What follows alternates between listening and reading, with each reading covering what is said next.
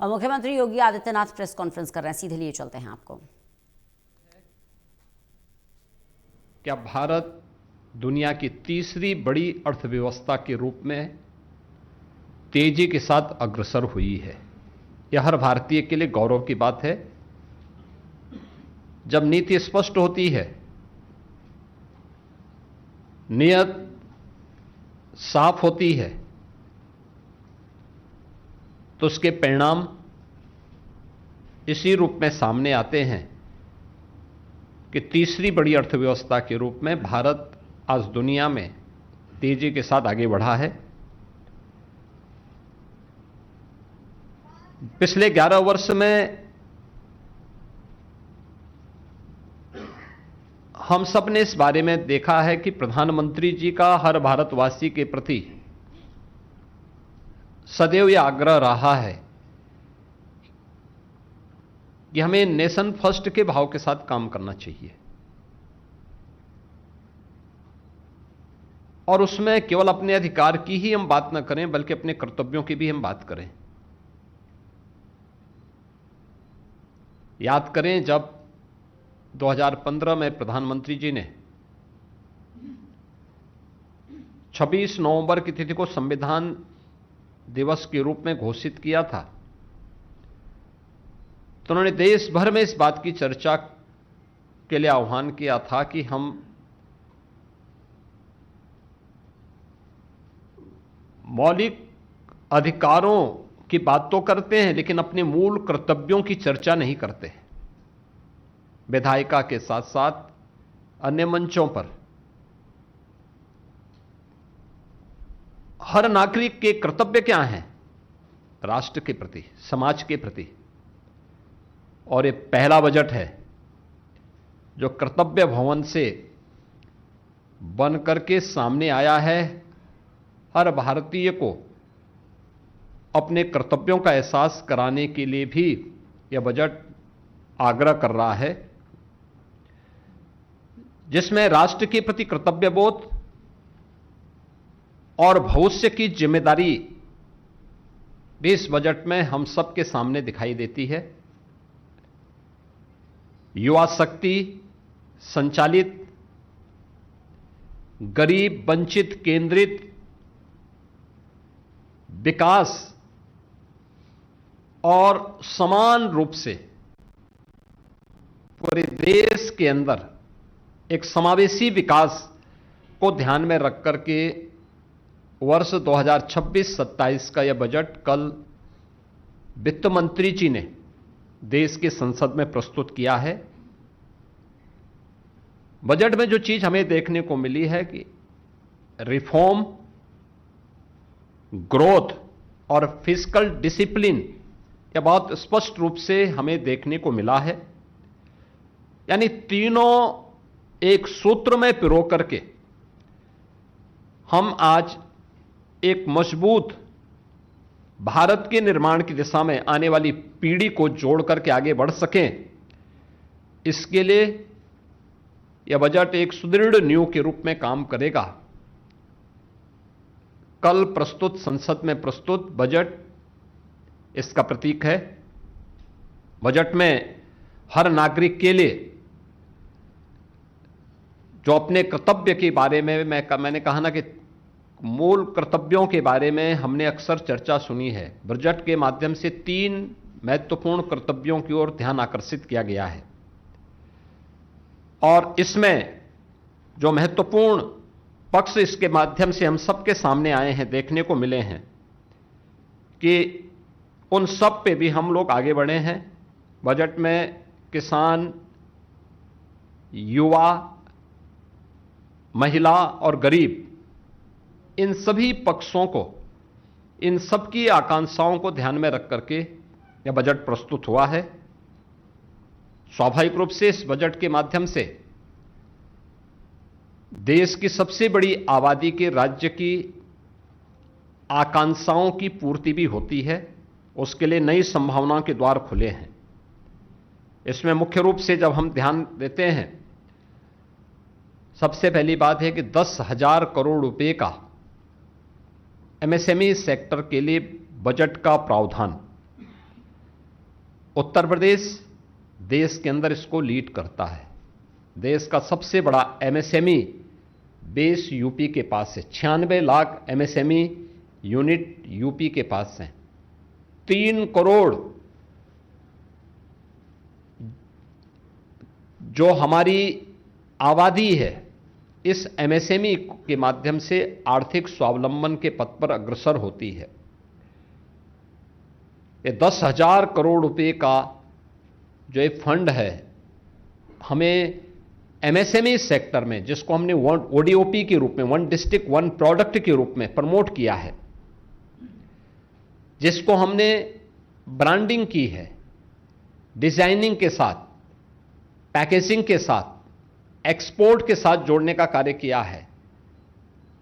हम लोग इस बात को महसूस करते थे कि हमने ये तो किया, इसने हमारे एक्सपोर्ट को बढ़ाया, इसने रोजगार का सृजन किया, अब आगे क्या? ये 10,000 करोड़ हमें इसके अगले भविष्य के लिए, इसको नई तकनीक के साथ जोड़ने के लिए, ट्रेनिंग के प्रोग्राम के साथ जोड़ने के लिए, एक्सपोर्ट के साथ जोड़ने के लिए, पैकेजिंग की नई संभावनाओं को आगे बढ़ाने में यह यूपी जैसे राज्य को मदद करेगा और यूपी सर्वाधिक लाभ इसका ले पाएगा। 12,20,000 करोड़ का इंफ्रास्ट्रक्चर का जो फंड तैयार किया गया है, इसके लिए घोषणा की गई है। स्वाभाविक रूप से इसमें इंफ्रास्ट्रक्चर विकास का है, कनेक्टिविटी का है और भी अन्य सेक्टर को आगे बढ़ाने का, जिनमें 7 रेलवे के नए कॉरिडोर,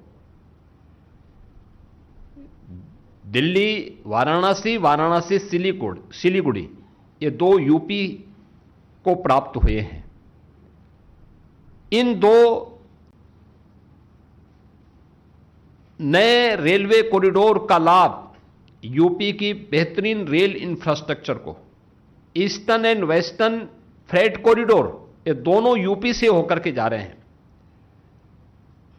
जिसमें हमारा लॉजिस्टिक का सबसे बड़ा हब यूपी के अंदर तैयार हो रहा है।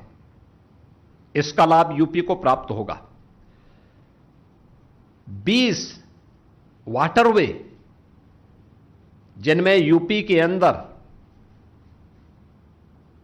देश का पहला वाटरवे, इनलैंड वाटरवे वाराणसी से हल्दिया के बीच में प्रारंभ हो चुका है। हमने वाराणसी, प्रयागराज और इसको यमुना जी में भी आगे बढ़ाने के लिए अपने प्रस्ताव तैयार किए हैं। अयोध्या से हल्दिया के बीच में वाटरवे को संचालित करने का प्रस्ताव, ऐसे ही राप्ती नदी, गोमती नदी, इन सब में भी ये संभावनाएं, और मेरा मानना है कि इन वाटरवे का उपयोग हम यहां पर भी कर पाएंगे। एक इस फील्ड में भी हमें एक नया वो मिला है। दूसरा, कार्गो मूवमेंट के लिए इससे हमें बढ़ावा तो प्राप्त होगा ही, लेकिन शिप रिपेयर इकोसिस्टम को तैयार करने के लिए वाराणसी और पटना में 2 विकसित होंगे, तो वाराणसी का लाभ यूपी के इस वाटरवे, इनलैंड वाटरवे की सुविधा को और इस मूवमेंट को आगे बढ़ाने में, लागत जो कार्गो का और ट्रांसपोर्टेशन का जो लागत है उसको कम करने में इसके माध्यम से काफी हद तक मदद मिलेगी। इसके साथ ही जो 7 नए हाई स्पीड रेल कॉरिडोर घोषित हुए हैं, इसके दोनों, इसमें से 2 जो मैंने पहले भी कहा यूपी के अंदर प्राप्त हुए हैं। यूपी को इसके माध्यम से हाई स्पीड रेल कॉरिडोर पर, जिसमें 300 से लेकर 500 किलोमीटर पर आवर रेलवे की स्पीड होगी, इस स्पीड को यूपी में इसका लाभ होगा। इसके अलावा बायोफार्मा सेक्टर में जो यूपी की नई संभावना है, हम सब जानते हैं कि यूपी इस दिशा में नए सिरे से काम प्रारंभ किया है। अभी कल ही यूपी में हमारी फार्मा की एक कॉन्क्लेव भी है। यानी हम इसमें पहले से काम कर रहे हैं। ललितपुर में हम लोग लगभग 1200 एकड़ क्षेत्रफल में एक नया, वहां पे हम लोग बल्क ड्रग पार्क के निर्माण की कार्रवाई को आगे केवल कल्पवासियों तक सीमित होता था। लाखों की संख्या में ही श्रद्धालु पूरे माघ मेले के अंदर दिखाई देते थे। और इस बार आपने माघ मेले की सफलता को देखा होगा, यानी गवर्नमेंट थोड़ी भी फैसिलिटेट कर दे और सुरक्षा की बेहतर व्यवस्था कर ले, कैसे श्रद्धालु आते हैं। आपने देखा होगा पौष पूर्णिमा के दिन 1 करोड़ के आसपास श्रद्धालुओं ने स्नान किया था। मकर संक्रांति के दिन यह संख्या बढ़कर के 2.5 करोड़ तक पहुंची थी। मौनी अमावस्या के दिन यह संख्या बढ़कर के 4.5 करोड़ पार कर गई थी। बसंत पंचमी के दिन यह संख्या 3.5 करोड़ से ऊपर पहुंची थी। और कल माघी पूर्णिमा को प्रयागराज में 2 करोड़ 10 लाख से अधिक श्रद्धालुओं ने, कल्पवासियों ने और पूज्य संतों ने त्रिवेणी में स्नान किया। यानी ये यूपी की संभावना है। गवर्नमेंट थोड़ा भी फैसिलिटेट करे और सुविधा सुरक्षा की उचित व्यवस्था कर ले तो कैसे हर एक केंद्र टूरिस्ट डेस्टिनेशन के रूप में स्थापित हो सकता है। प्रयागराज उसका उदाहरण है, काशी उसका उदाहरण है, अयोध्या उसका उदाहरण है, मथुरा वृंदावन उसका उदाहरण है, मां विंध्यवासिनी का धाम उसका उदाहरण है, बौद्ध परिपथ इसके उदाहरण हैं, और भी अन्य सेक्टर हैं जहां भी इसकी सुविधा प्राप्त हुई है। अब वह संख्या जहां लाखों थी वो करोड़ों में जा रही है, जहां हजारों में थी वो लाखों में जा रही है।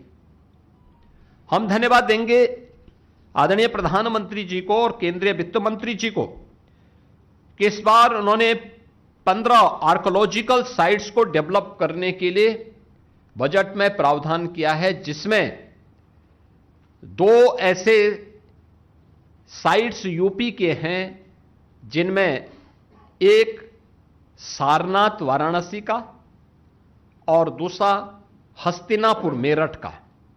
ये भी 2 महत्वपूर्ण केंद्र जो आर्कोलॉजिकल साइट्स हैं, इनको डेवलप करने की दिशा में हमें मदद मिलेगी। इसके अलावा